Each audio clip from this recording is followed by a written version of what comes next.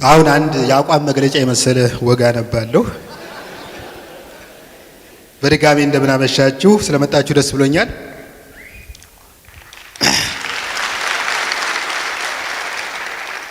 በተለይ ከታዳሚው መሃል በርካታ ሴቶችን በማየቴ በጣም ደስ ብሎኛል። ሴቶች 9 ወር አርግዘው አምጠው ምናምን እያልኩ አንጀት መብላት አልፈልግም። እውነት ለማናገር ማማጥ የሚባለው ነገር እስከ ቅርብ ጊዜ ድረስ በሴቶች ላይ ብቻ የተጣለ የተፈጥሮ ዕዳ ነበር።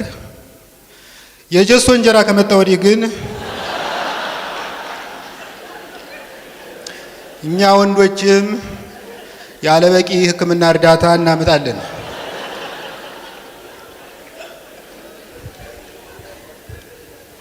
እኔ በበላሁት እንጀራ ውስጥ ጀሶ በተባባሪነት መሳተፉን የማረጋግጠው በሁለት መንገድ ነው። በበላሁት እንጀራ ውስጥ ጀሶ ካለበት ለ3 ቀናት ያክል ሽንት ቤት አልሄድም። ወደ ሽንት ቤት ጎራ ካልሁ ግን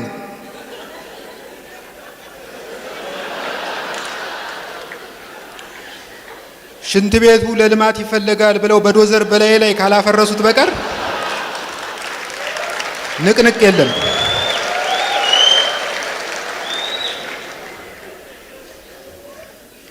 የቀረበልኝ እንጀራ ሳፊ ወይም ሙሉ በሙሉ ጤፍ መሆኑን የማውቅበት ሌላው መንገድ መሳሳቱ ነው። እንዲያውም አንዳንዱ እንጀራ በጣም ከመሳሳቱ የተነሳ እስካን አድርገህ በኢሜል ልትልከው ትችላለህ። የምኖረው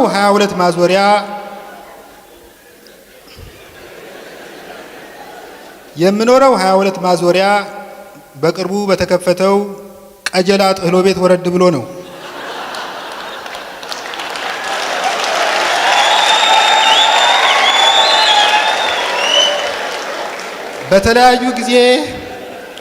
በተለያዩ ጊዜያት ፈረንሳይ ለጋሲዮን፣ የረር በር እንዲሁም ባልደራስ ኖሬያለሁ። እንዲያውም አንድ ጓደኛዬ ሲተርበኝ አንተ እኮ እንደ ሉሲ አጽም አርፋ አትቀመጥም ይለኛል። በነገራችን እኔና እናንተ በምናወጋበት በዚህ ሰዓት ሉሲ የተጣሉ አካላትን ለማስታረቅ ከአንዱ ከተማ ወደ አንዱ ከተማ እየተንከራተተች ነው። አንዳንዴ ዶክተር አብይ ስንት ትልልቅ ሽማግሌዎች ባሉበት ሀገር እንዴት የሚሊዮን ዓመት ቅሬታ አካል በአስታራቂነት መለመለ ብዬ ራሴን ጠይቃለሁ። በህያዋን ተስፋ ቆርጦ ነውን? አይመስለኝም። እስቲ ምክንያቶች የሚመስሉኝን ላስረዳ። እስከ ቅርብ ጊዜ ድረስ የፓርቲ መሪዎችና አለቃዎች በተጣሉ ቁጥር ለሽምግልና የሚላከው ሻለቃ ኃይሌ ገብረስላሴ ነበር። ኃይሌ ደግሞ እንደምታውቁት ሲሮጥ ሪከርድ የሚሰብረውን ያህል ሲናገር ደግሞ ቅስም ሊሰብር ይችላል።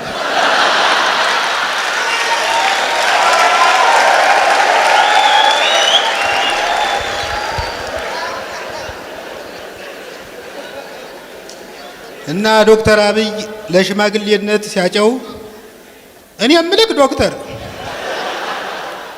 የ40 ቀን እድል የሆነው በየደረስኩበት እንደ ሲኖትራክ ተጋጭቼ ከብዙ ሰው ጋር ተቆራርጫለሁ። እኔ እንዲያውም አንተን ራሱ ለሽምግልና ብልክ ደስ ይለኛል ሊለው ይችላል።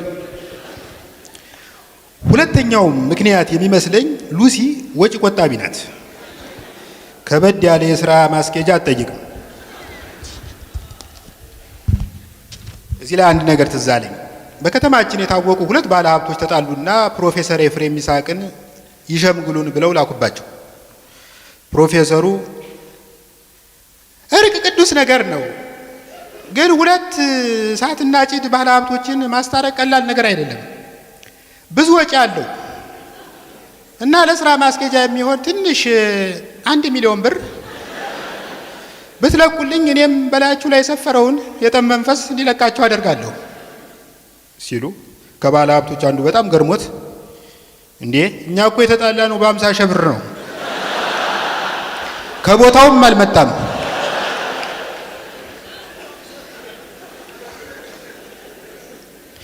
የሉሲ ነገር ከተነሳ አይቀር ሉሲን ከ4 ኪሎ መርቀው የሸኟት ቄሶች መሆናቸውን ማየት ይገርሞኛል። አንድ ነገር ያለ ቦታው ሲገባ የሚሰማን ግርምት አለ አይደል? አስቡት። ለምሳሌ ሰይፉ ፋንታሁን የወንድ የፀጉር ቅባት ቢያስተዋውቅ፣ ለነገሩ አንፍረድ ጎበዝ። የዛሬ 10 ዓመት ገደማ ሰይፉ ፋንታሁን ሳውቀው ፀጉሩ ከዳር እስከ ዳር ግጥም ብሎ የሀበሻ ቢራ ሎጎ ላይ ያለውን ጎረምሳ ነበር ይመስል።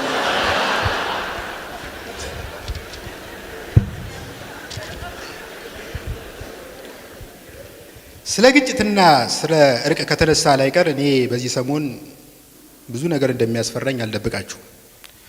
ከጥቂት ወራት በፊት ሰላማዊ ሰልፍ ለመበተን የወጣ ፖሊስ ያስፈራኝ ነበር። አሁን ግን በጣም የሚያስቦካኝ ለሰላማዊ ሰልፍ የወጣ ህዝብ ነው። ለነገሩ አጣና ገጀራ እና ጠመንጃ ይዘህ አደባባይ ከወጣ ሰላማዊ ሰልፍ እያደረግክ አይደለም።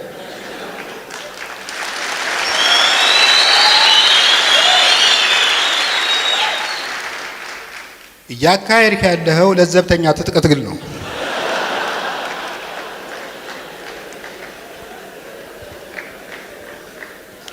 የአጣና ነገር ሲነሳ እኛ የክፍለ ሀገር ልጆች ከአዲስ አበባ ልጆች በበለጠ ከዱላ ጋር ጥብቅ ቁርኝት አለን። እንደውም የአዲስ አበባ ልጅ የሚያውቀው ብቸኛ ዱላ ሰልፊ ስቲክ ነው ይባላል። እኔን አሁን የኬክ ስም ጥራ ብትለኝ አላውቅም። የዱላ ዝርዝር ብትጠይቀኝ ግን የባህር ከዘራ፣ የቆላ ሽመል፣ ክትክታ፣ መንዶ እያልኩ ልቀጥል እችላለሁ።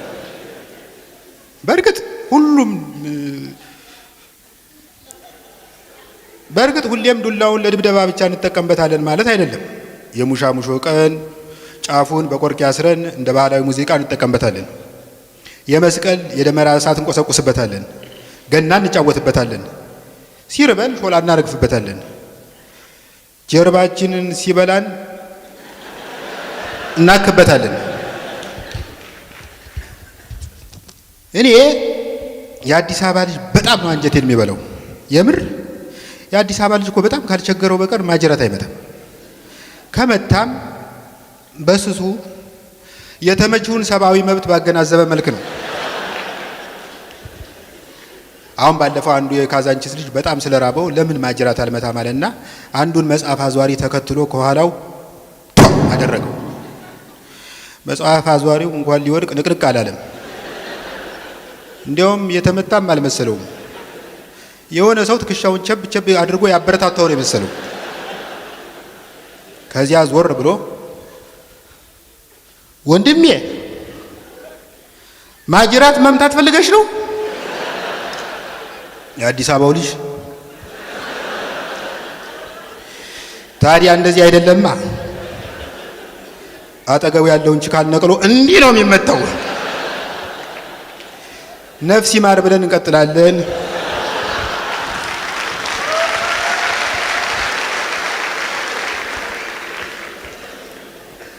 በእውነት የአዲስ አበባ ልጅ በጣም ነው አንጀት የሚበላው።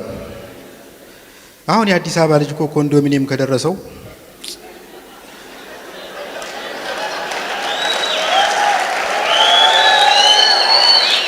ልክ ብሔራዊ ውትድርና እንደሚሄድ ሰው አልቅሰን ነው የሚሸኘው።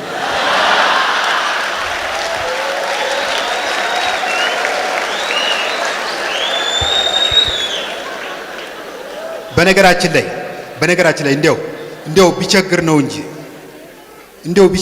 እንጂ የሀገራችን የሾቀ ኮንዶሚኒየም ልንጋደልለት የሚገባ ነውን? ውሃ የለው፣ መብራት የለው፣ ፕራይቬሲ የለው፣ ነቲንግ አለመንጌ። ፕራይቬሲ ስል አንድ ነገር ትዝ አለኝ። በቀደም ለታ መታጠቢያ ቤት ውስጥ ሆኜ ከእምብርቴ በታች የወረረኝን ጎፈሬ ስላጭ ነበር እና ጎፈሬው ለመንፈቅ ያክል ስላልተላጨ ከጠጉር የተሰራ ሙታንታ መስሏል። እሱን ለማራገፍ በቶንዶስ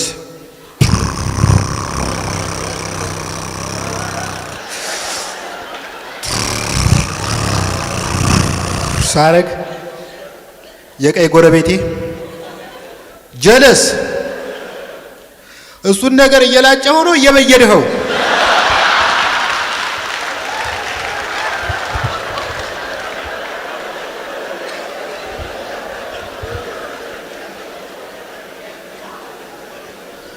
በእኔ ግምት የክፍለ ሀገር ልጅ ከአዲስ አበባ ልጅ የተሻለ ብልጫው የሚያደርገውን ነገር በሙሉ በትልቅ ወኔና ቁርጠኝነት ማድረጉ ነው።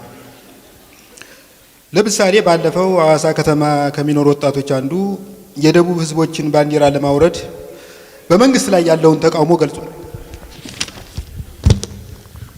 አንዳንዶቻችን ፌስቡክ ላይ እንደተመለከትነው ልጁ ባንዲራውን ያወረደው ምሰሶ ጫፍ ላይ ወጥቶ ነው እና ልብ ብለህ ስታየው የሆነ የመንገድ መብራት የሚጠግን እንጂ ባንዲራ የሚያወርድ አይመስልም። ይህንን የተመለከተ አንድ አልፎያጅ ከታች የሚጠብቀውን የልጁን ጓደኛ ብሮ ጀለስ ባንዲራውን ከታች ሆኖ ማውረድ አይቀለውም ነበር ሲለው ይሄ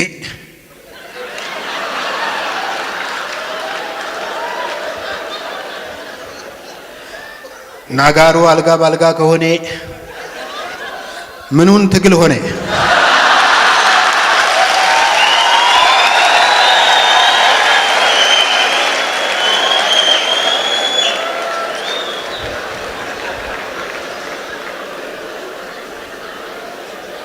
እንዲያውም ብቻል ከዚህ ምሰሶ ተከስክሶ መስዋዕትነት ቢከፍል የተሻለ።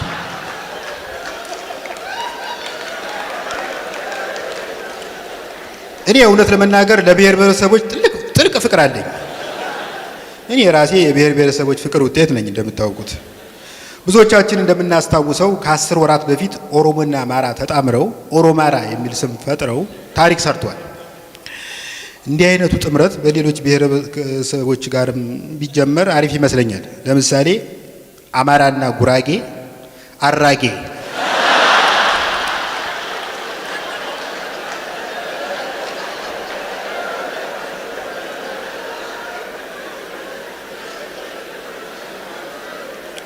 አርጎባና ትግራይ አራራይ፣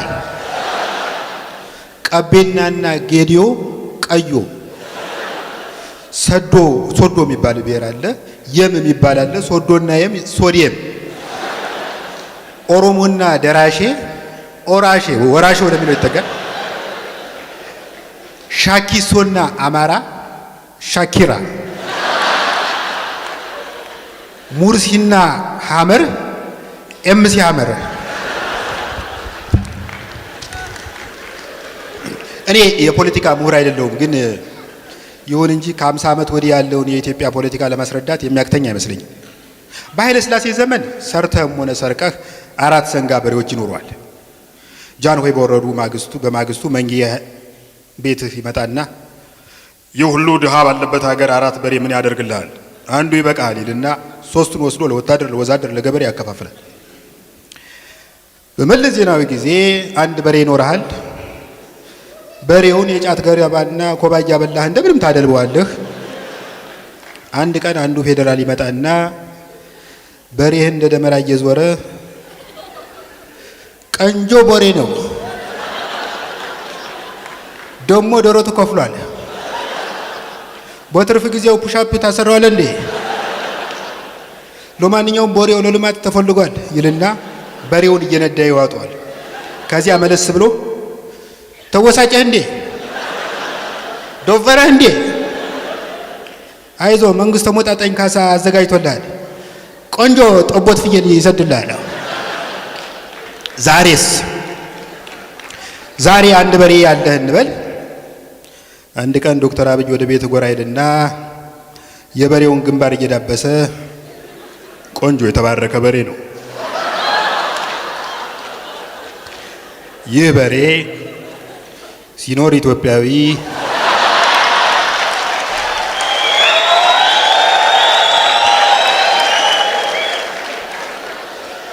ይህ በሬ ሲኖር ኢትዮጵያዊ ሲሞት ሸክላ ጥብስ ነው። በቅርቡ ሸገርን አልምተን ስንጨርስ ይህ በሬ ቢፈልግ ጃን ሜዳ ውስጥ ቢፈልግ ስቴዲየም ውስጥ ያለምንም አሳዳጅና ተሳዳጅ የሚገጥበትን እድል እናመቻቻለን። ዶክተር አብይ ይህንን ብሎ ወጣ ከማለቱ ሌላው በመስኮት ብቅ ይልና ይሄ በሬ እኔ ነው አርደም ይችላል።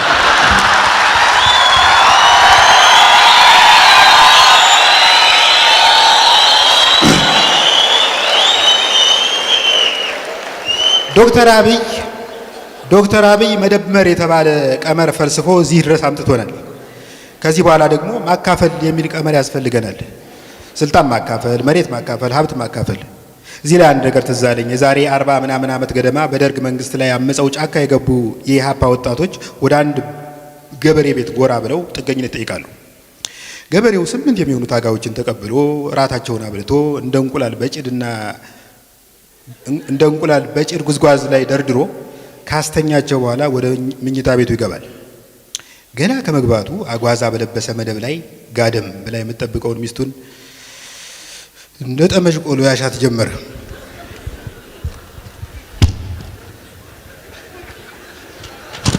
ታጋዮች ከገበሬው ምኝታ ቤት የሚመጣውን የማቃሰት ድምፅ ሲሰሙ በካርል ማርክስ መጽሐፍ ውስጥ ያልተብራራ የመደብ ትግል እየተካሄደ መሆኑ ገባቸው እና ሳቃቸውን ለማፈን ሲታገሉ ጓዶች አልተኛችሁም እንዴ አለ ገበሬው ፍልሚያውን ገታ አድርጎ። ጭጭ አለ ያ ትውልድ። እንግዲህ አይካፈሉት ነገር ምን ማድረግ ይቻላል አለና ወደ ወዘፈው ተመለሰ። ይህንን ወግ የመደመድመው በአንድ ወቅታዊ ግጥም ነው። ግጥሙን ዶክተር ፍቅሬ ቶለሳ ጽፈውታል። ፕሮፌሰር መራራ ጉዲና ትንሽ ነካክተውታል። ፕሮፌሰር በየነ ጴጥሮስ እንደሚከተሉ ያደርጉታል። የግጥሙ ርዕስ እንዶ ይላል። እንዶ ማለት እንዴንና ወይነዶን አቀላቅለን የፈጠርነው ነው። ግርምትንና ቁጭትን የቀላቀለ ቃል ነው። እንዶ ኢትዮጵያ ስሟ ተካብዶ ምንዛሬዋ ወርዶ ዲቪዚዮኗ ወርዶ ሳው ራክሶ እህል ግን ተዋዶ ምኞታችን ብርንዶ ምግባችን ሶጋተራ ማገዶ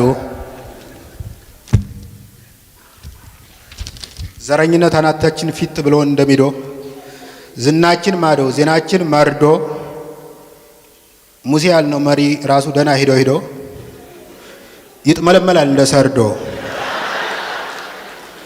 ሰይጣንም እንደ ሰው አጉል ፈሊጥ ለምዶ ድሮ በጠበል ይወጣ የሚወጣው አሁን አይወጣም ያለ ቴኳንዶ። አመሰግናለሁ።